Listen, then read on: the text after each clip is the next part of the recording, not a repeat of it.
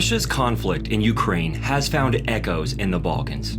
Although Russia had no legal treaty obligations to Serbia, it desired dominance of the Balkans and a long-term military superiority over Germany and Austria-Hungary.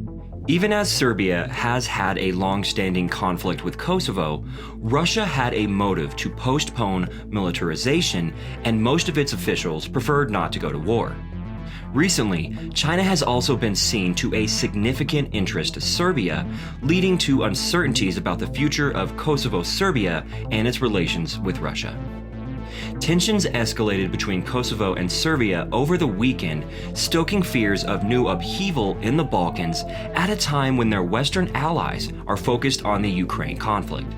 Air raid sirens were wailing in Kosovo, while Serbia put up roadblocks on the border, mobilizing police and army forces, while gunfire was observed across the borders. Are we seeing the prelude to yet another war in the Balkans? And who fuels it? Let's find out in this video. Be sure to like and subscribe. Russia and Serbia are both primarily Slavic and Eastern Orthodox countries with significant cultural affinities. The countries have been key allies for centuries, and despite Serbia's latest attempt to build closer links with the West, their alliance has been steadfastly maintained. Serbia sees Kosovo as a part of its territory. However, Kosovo sees itself as a sovereign nation. 20 years have passed since the former Yugoslavian regions were the epicenter of one of Europe's bloodiest wars, which claimed the lives of more than 13,000 people. Yet these countries are still at odds up to date. But why are things so chaotic between them? Let's start by looking at the history of the Balkan republics and how their ongoing sovereignty dispute relates to it. Following World War II, Kosovo was essentially an independent province inside Serbia. That radically changed in 1989 when Yugoslavia's disintegration brought war to the region, and Serbian leader Slobodan Milosevic placed Kosovo under the control of the Serbian government in Belgrade.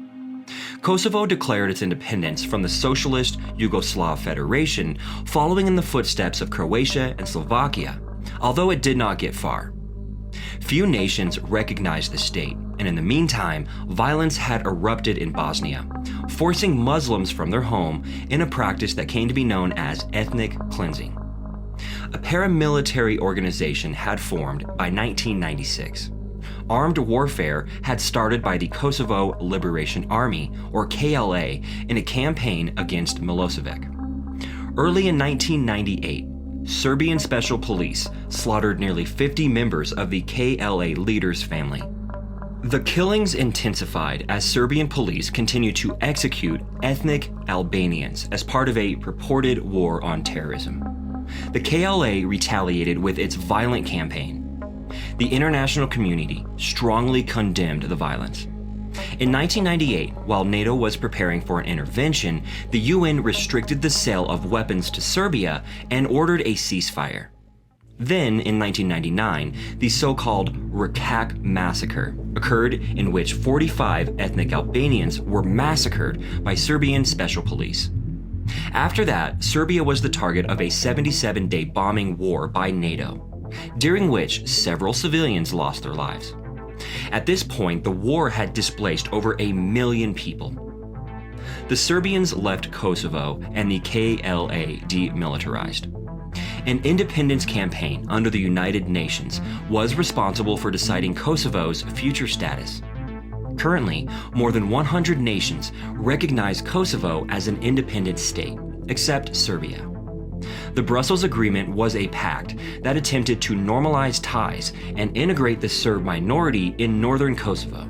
This was one of several technical agreements that came out of the talks between the two countries that the EU mediated between 2011 and 2015. However, the agreements were short-lived, and the procedure was abandoned after a number of failures. The killing of Oliver Ivanic was a major setback to the conflict resolution attempts. He was a politician of ethnic Serb descent that was killed in northern Kosovo in January 2018. Talks on restoring ties were further delayed after he was shot and killed. Alexander Vučić, the president of Serbia, referred to the murder as an act of terrorism. After Belgrade rejected Kosovo's application to join Interpol, Kosovo increased its customs taxes on imports from Serbia to 100% at the end of the year.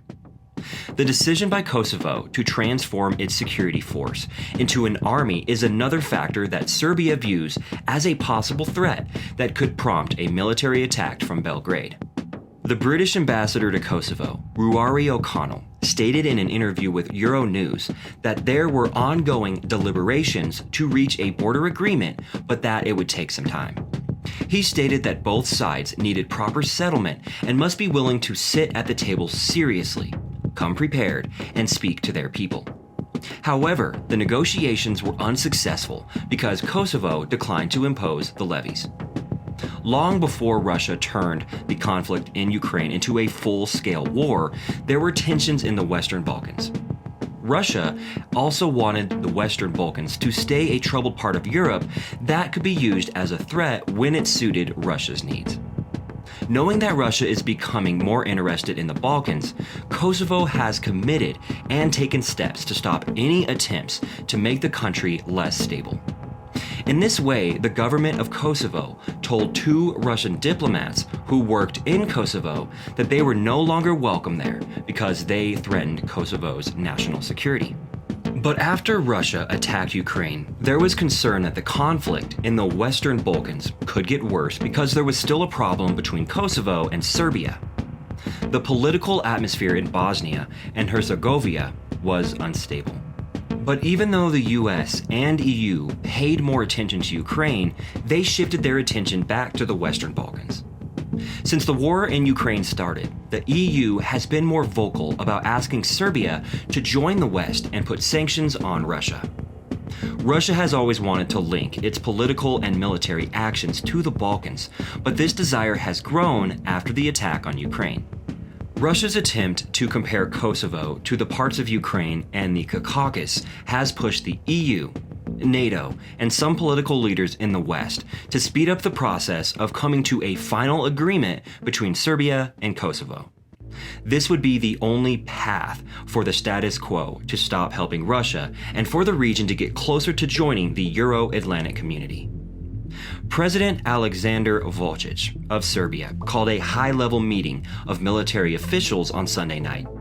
He said that Kosovo was trying to make him look like President Vladimir V. Putin by blaming the discord on Serbia's close ties with Russia. After all, Russia has been a friend to Serbia for a long time, and the country is fertile ground for Putin's influence and operations. Most of Europe's leaders have taken hostile actions toward the Kremlin, but Vučić has not. He didn't agree to join the EU in putting sanctions on Moscow. Earlier this summer, Serbia signed a lucrative gas deal with Russia, even though the rest of the continent is trying to get less of its energy from Russia.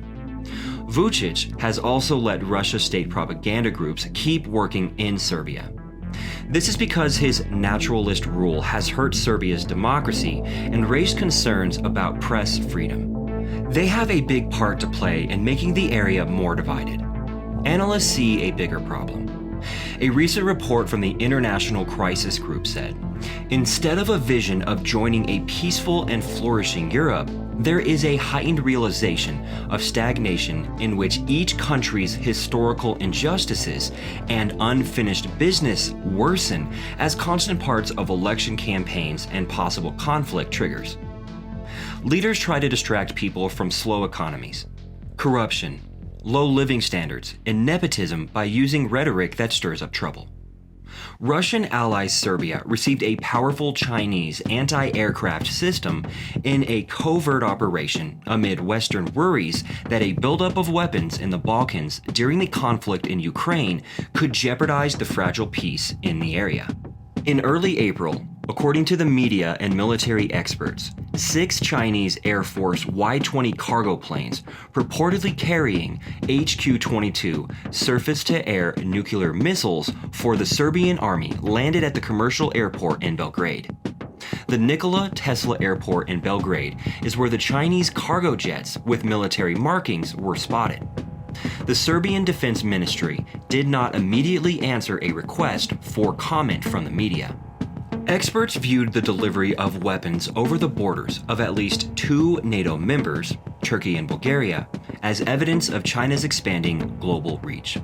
With all of this in mind, we now see a Serbia that is up-armed by Chinese weapons, immune to the energy crisis brought on by Europe by Russia, and a country which has not forgotten their historic claims to Kosovo. Will we once again see the Balkans thrown into war? And will Putin use these events to draw focus from Ukraine and to further split the NATO and EU alliance? Let us know what you think in the comments section below. Make sure you subscribe to our channel and hit that bell icon so that you won't miss out on any of our videos.